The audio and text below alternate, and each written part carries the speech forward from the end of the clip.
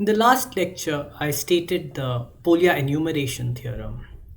The formula for the Polio enumeration theorem is captured by a polynomial called the cycle index polynomial that is associated to a permutation group. So suppose that G is a permutation group. So it's say a permutation group acting by permutations on a finite set U. Then we define its cycle index polynomial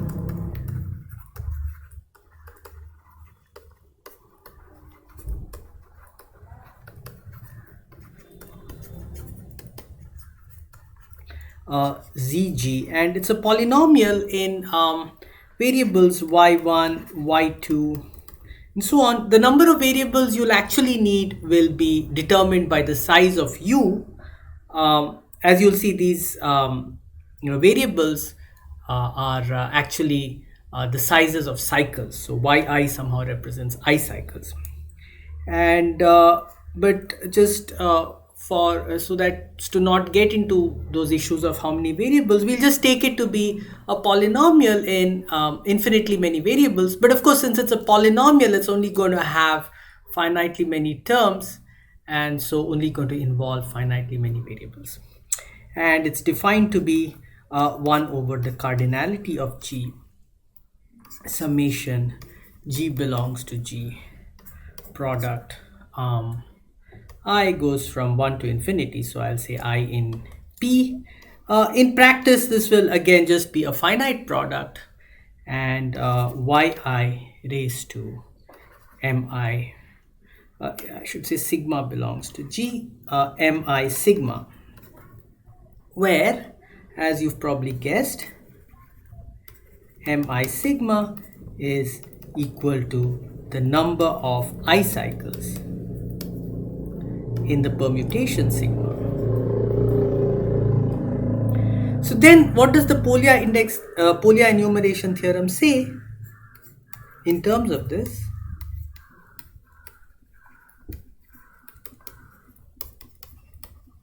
It says that the sum over all integer vectors alpha, so alpha k equal to cardinality of U of C alpha U. So these are colorings of the set U with a shape alpha, and modulo G, that means the equivalence, the number of equivalence classes of coverings, and here we put x to the alpha. This turns out to be a symmetric polynomial, and it is precisely ZG of P1, P2, where Pi of x1, x2, xk is just defined to be summation I goes from 1 to k, or maybe j goes from 1 to k, xi xj to the power I, the ith power sum symmetric function. So this is exactly equivalent to the statement that I made in the last lecture of the Polio enumeration theorem, only I'm now expressing it in terms of this cycle index polynomial ZG. Let's try to compute the cycle index polynomial for some nice simple permutation groups. The first example that is usually done is that of the necklace group. So let's just look at necklaces again.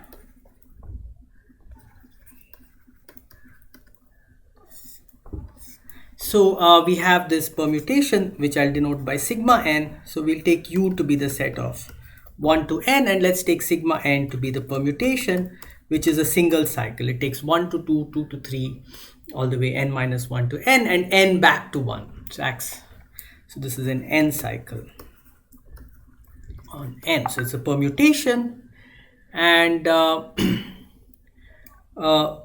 group G that I'll take is the group generated by sigma n, we've seen that this group consists of n elements, namely the identity, sigma, sigma squared, sigma to the power n minus 1, where sigma to the power k is just sigma composed with itself k times. And this group is sometimes called the cyclic group for the n. So let's just call it that.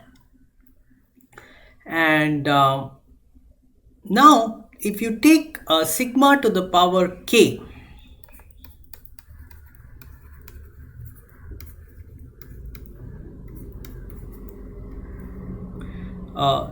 the cycle, so you can look at the element n in 1 to n and ask what is the cycle that it belongs to.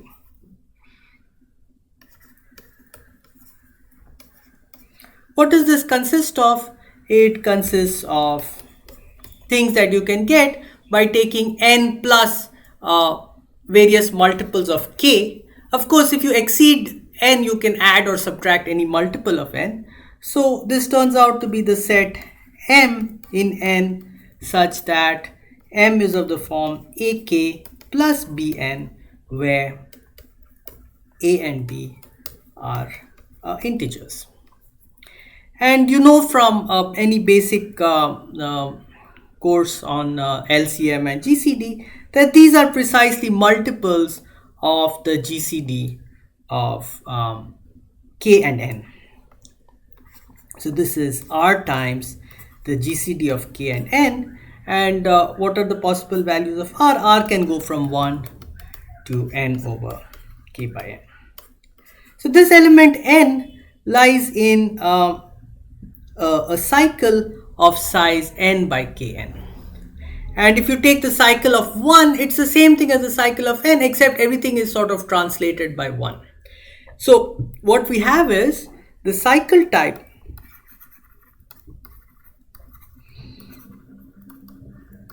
of sigma raised to k. Every cycle of sigma raised to k is going to be of size n over k by n. So the cycle type is going to be, let's say, let d be defined to be n over k by n. Then the cycle of sigma to the k is going to be, it's just going to have cycles of size d. And how many cycles? Well, n by d, which is equal to GCD of k and n, many cycles. Okay, so now we know what the cycle decomposition of each element of sigma n is, but we still need to solve a slight counting problem, that is how many integers k between 1 and n have GCD or n by k over n, a specified d. So for this we can use Mobius inversion on a poset, the poset of divisors of n. So just need to compute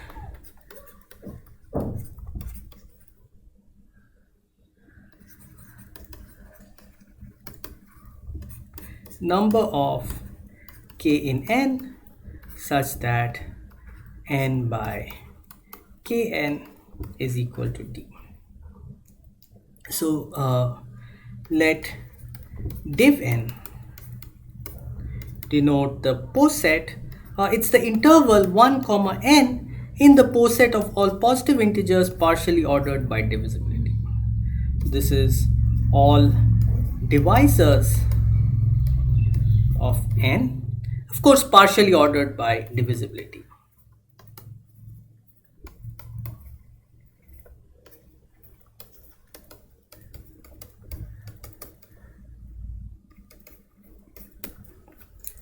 And now we'll define f of d to be the number of k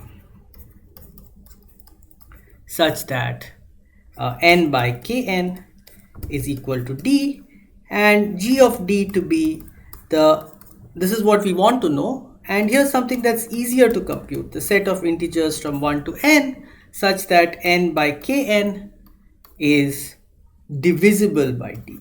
Okay, so just to avoid so many of these vertical lines, let me put colons here in the set notation. Then GD consists of just multiples.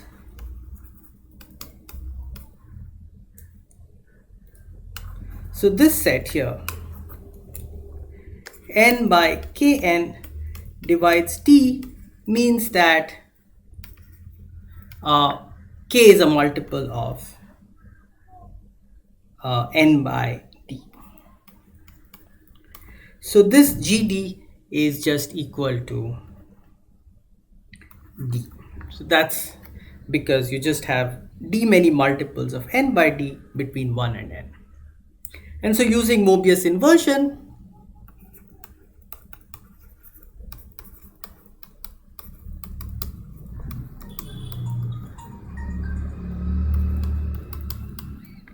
in div n, what we get is fd is equal to summation e divides d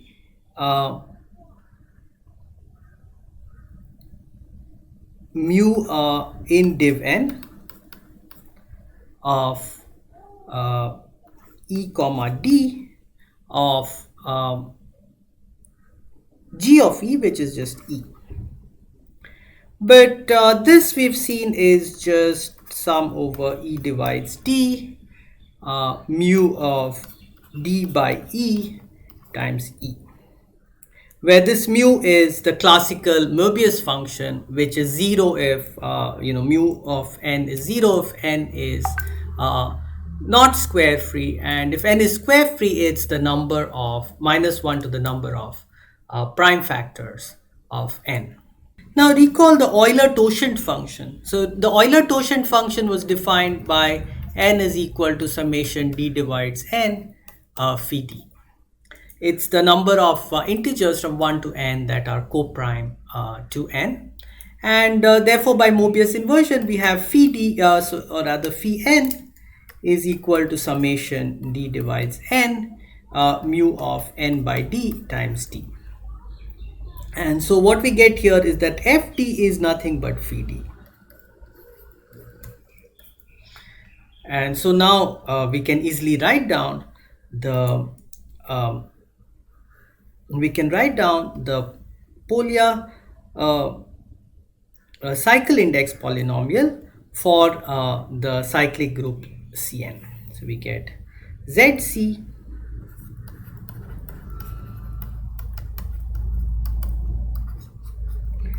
Zcn of y1, y2, etc. is equal to 1 over n summation d divides n phi d yd to the power n by d. And so if we want to actually compute the number of equivalence classes as classes of necklaces, we can just plug in in place of yd, we can plug in the power sum symmetric function pd. So for example, just take an example that we've done before. Taking n equals 4, we get Zcn is equal to 1 by 4 y1 to the power 4 plus y2 squared plus 2yn. And the Polio polynomial is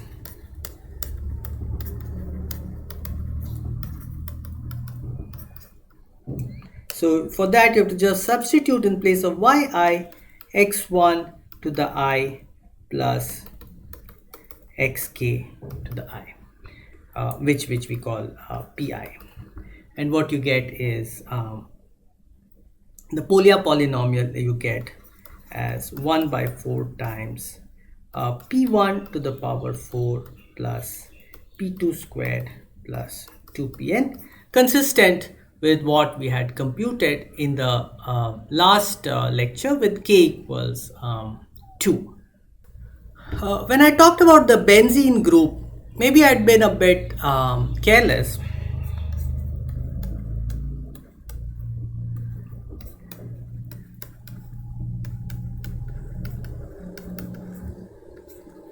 So suppose we have a molecule with 6 carbons. So we have, now I'm not much of a chemist, so I leave out the names of the carbons, of the elements. But let's just look at two necklaces with 6 beads. Let's just copy this out.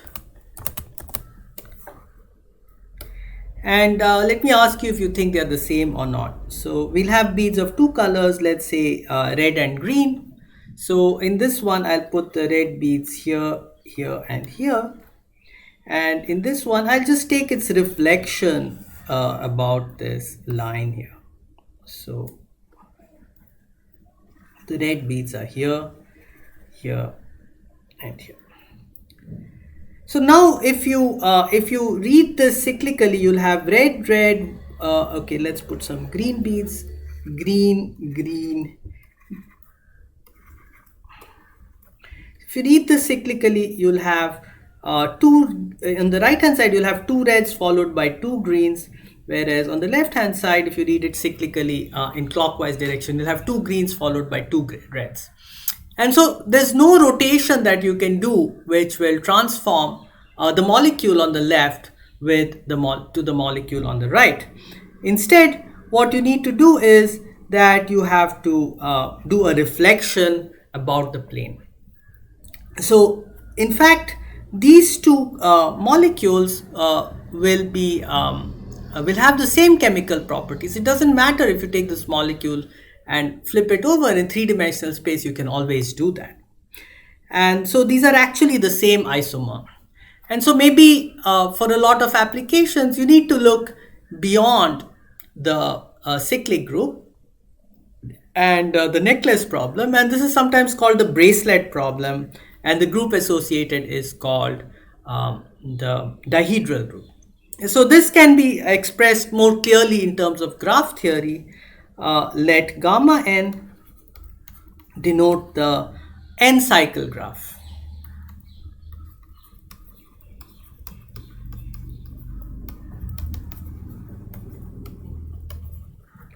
So gamma n looks like this. You have 1, 2, 3, and you go around n minus 2, n minus 1, n. And each node is connected just to 2 neighboring nodes. Now if you ask what is, so the permutation group Dn, which is aught gamma n, the subgroup of Sn, it consists of 2 things. So firstly, it consists of all the elements of the cyclic group, that is rotations by n rotations, okay, including the identity. But it also includes n reflections.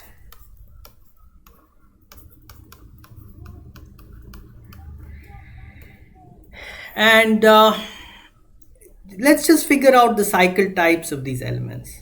So rotations, we've already figured out the cycle types. Each rotation is the form sigma n to the power k. And then depending on the GCD of n and k, you can write down the cycle type of sigma power k. So we know the cycle types. Here, let's figure out the cycle types of reflections. So here there are 2 cases. Case 1 is n is odd. In this case, let me just take an example of a pentagon.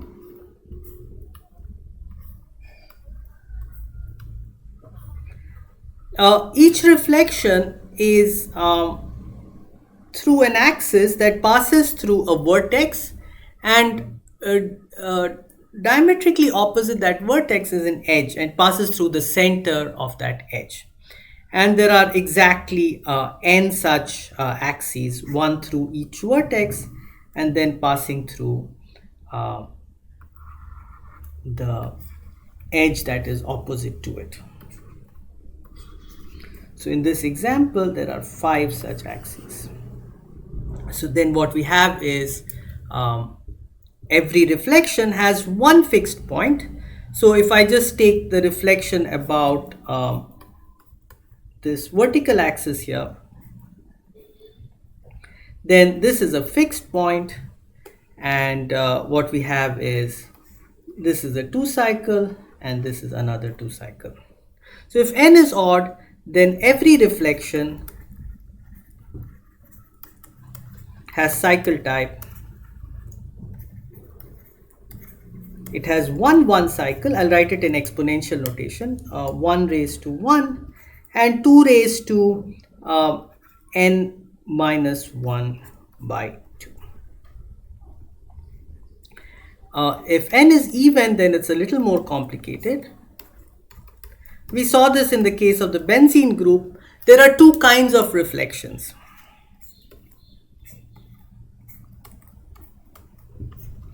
There are, so you can have an axis which passes through two opposite vertices, diametrically opposite vertices. So we have reflections. So you'll have n by 2 reflections which pass through these. So these will have two fixed points. This is a fixed point and this is a fixed point. And then we have 2 cycles. And how many 2 cycles?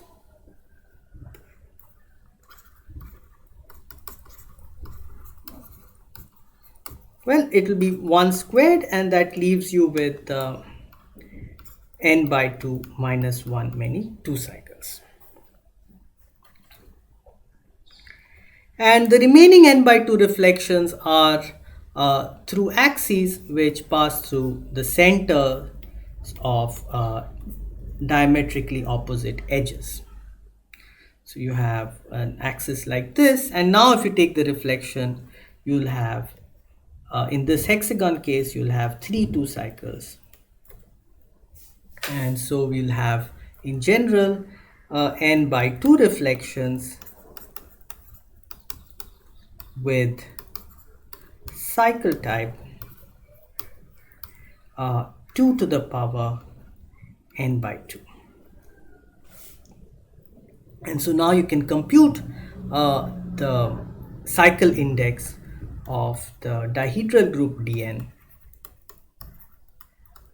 And this is, well, so there's firstly it's 1 over 2n instead of 1 over n because this group has order 2n. And but the first part is just the cycle index of the cyclic group. And so we just get ZCn, but it has to be divided by 2.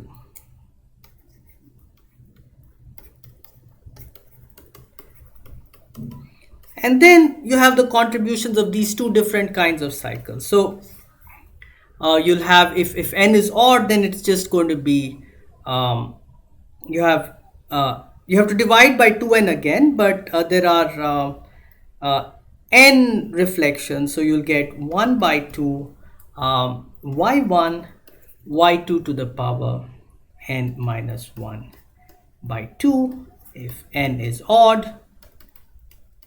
And if n is even, you will get 1 by 2 times y1 squared y2 to the n by 2 minus 1. I think this will be 1 by 4 because there will be half n many of these plus y2 to the power n by 2. If n is even. And this is the cycle index polynomial for the dihedral group Dn.